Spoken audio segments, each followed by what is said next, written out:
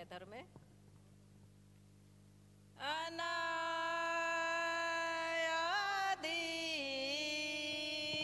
मुजरना मलेका अनिनि दर मेरा दे बंगायो ओ निनि दर मेरा दे हो रो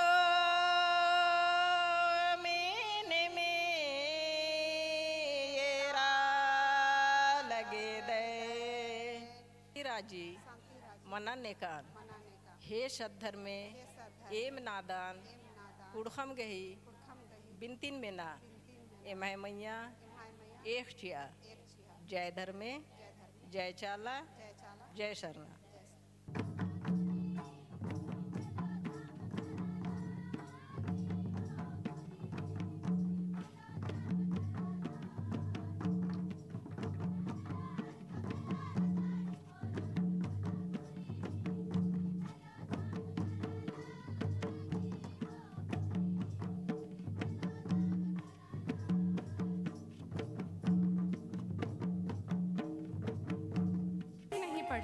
और उपज भी अच्छी होती है। डंडा कटा करने के बाद हमारे पहाड़ एवं अन्य ग्रामीण भाई गांव की ओर प्रस्थान कर रहे हैं।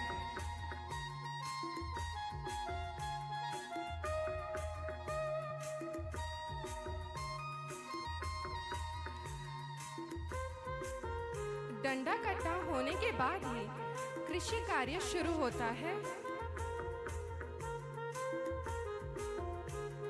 किसान झूरी अपने बैल हीरा और मोती एवं किसान मूरी अपने बैल सावना और गोला के साथ खेत की जुताई के लिए आ रहे हैं।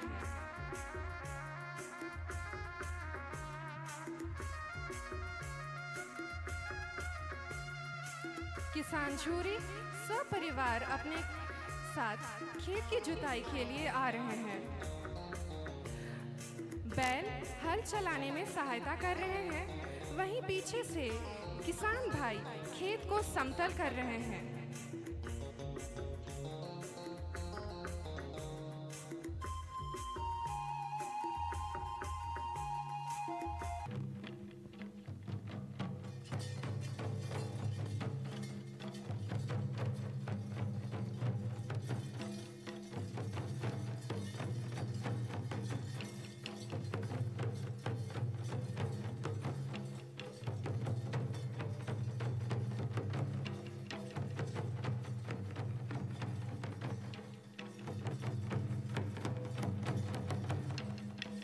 आज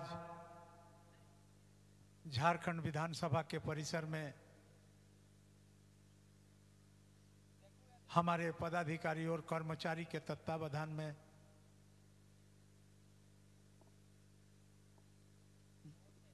झारखंड के और देश के बाहर में भी जहां जहां हमारे आदिवासी संप्रदाय के भाई बहन निवास करते हैं, उन लोगों के तत्वावधान में इस प्रकृति के महान पर्व सरहुल और बाहा मनाया जाता है।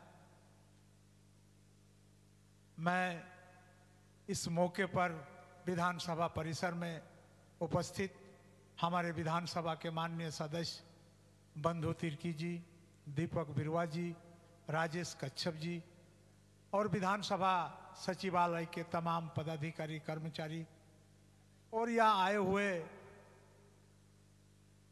विभिन्न झारखंड राज्य के विभिन्न जिला से कलाकार भाई और बहन और इस पर्व के मनाने वाला तमाम अनुयायी को मैं अपने तरफ से ढेर सारे शुभकामनाएं और धन्यवाद देता हूं। जैसे कि आप जानते हैं कि 6 ऋतुओं में से ये बसंत ऋतु, जिसको हम ऋतु राज भी कहते हैं, ऋतुओं का राजा होता है। और ठीक इस बसंत ऋतु में इस पर्व को मनाया जाता है। और ये ऋतु प्रकृति के साथ इसका भयंकर जुड़ाव है। हर पेड़ पौधा में मंजर आना, फूल आना, और ये एक ऐसा समय भी होता है कि ना ज्यादा गर्मी ना ज्यादा धूप, यानी सबसे श्रेष्ठ अगर ऋतु है तो ये बसंत ऋतु है। और इस ऋतु में ही इस प्रकृति के पर्व को मनाया जाता है। और लोक आस्था के मुताबिक ये प्रकृति से जुड़े हुए हर चीजों को नमन करने का, पूजा करने का, अपने आस्था व्यक्त करने का एक त्योहार होता है। और मैं समझता हूं कि जहां जहां आदिवासी संप्रदाय के भाई बहन रहते हैं, अपने परंपरा और आस्थाओं के मुताबिक इन पर्व को मनाते हैं। चाहे बंगाल के अंदर में हो, चाहे उड़ीसा का अंदर में हो, चाहे आसाम का अंदर में हो, और चाहे हमारे राज्य झारखंड के अंदर में हो। मैं धन्यवाद देना चाहता हूं हमारे विधानसभा के कर्मियों को कि उन्होंने विधानसभा के अंदर में बड़ी हर्ष और उल्लास के साथ इस पर्व को मनाने का काम किया है। मैं आपको बताना चाहता हूं कि इस संप्रदाय के अंदर एक अनूठा संदेश है। वह संदेश इस तरह है कि आप इसको अगर वैज्ञानिक पहलुओं में भी अध्ययन करेंगे तो निश्चित रूप से आपको पता चलेगा इनका जो चलने का मार्ग है ये अत्यंत प्रशस्त है और वैज्ञानिक आस्थाओं में से भी ये जुड़ा हुआ है। इनका खान पान, आहार विहार, रहना, उठना, बैठना, हर चीज वैज्ञानिक ढंग से जुड़ा हुआ है। मैं आपको यह भी बताना चाहता हूं कि सांस्कृतिक दृष्टिकोण से भी अगर इस संप्रदाय को आप अध्ययन करेंगे तो आप देखेंगे कि इनका गाना, इनका स्वर, इनका स्वरलिपि, तमाम चीजों के अंदर प्रकृति के साथ एक अनोखा तालमेल है जो सारे देश ही नहीं कि पूरे विश्व के लिए यह एक अत्यंत अनुकरणीय चीज है। इसलिए आज के इस भागते हुए दौड़ में, आज के इस स्टार सिविलाइजेशन में इन तमाम चीजों को बारीकी से देखने का जरूरत है। मैं आपको बताना चाहता हूं कि इनका जीवन में अत्यंत कम आय में इतना हंसी खुशी के साथ जिंदगी बिताने का जो परिपाटी है यह भी अनुकरणीय है कि लोग अपने आप को किस तरह स्वल्प आय के अंदर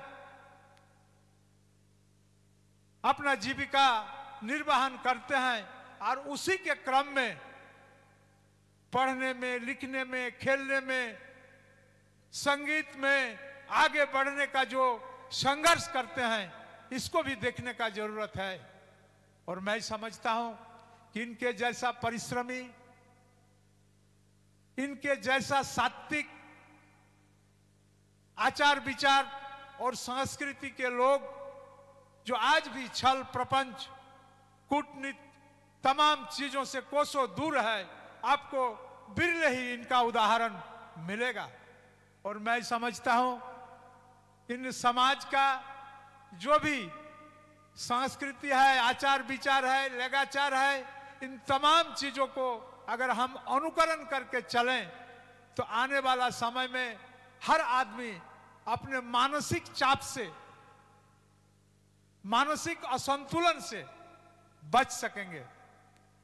इसलिए आज इनके तमाम चीजों को स्थापित करने का आवश्यकता है।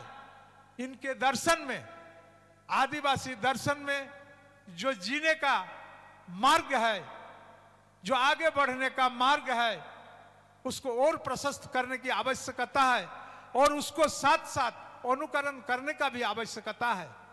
मैं समझता हूं हमारे राज्य के साथ साथ देश में जितने सारे भाई बसे हुए हैं, सारे लोग किस तरह से अपने आप का जो संघर्ष है, जीवन का संघर्ष है, जो वर्तमान सभ्यता के साथ और इस वैश्विक बाजार में किस तरह से चल रहे हैं, इन तमाम चीजों को ध्यान देने की आवश्यकता है।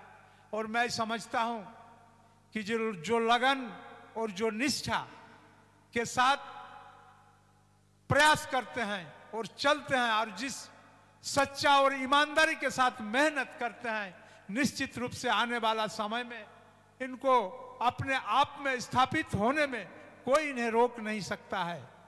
समाज के अंदर में बहुत सारा ऐसा चीज है जिसको बारीकी से अनुकरण करने की आवश्यकता है। आप देखेंगे कि दूसरे समाज के अंदर में वैवाहिक कार्यक्रम में भी इतना विलासिता है,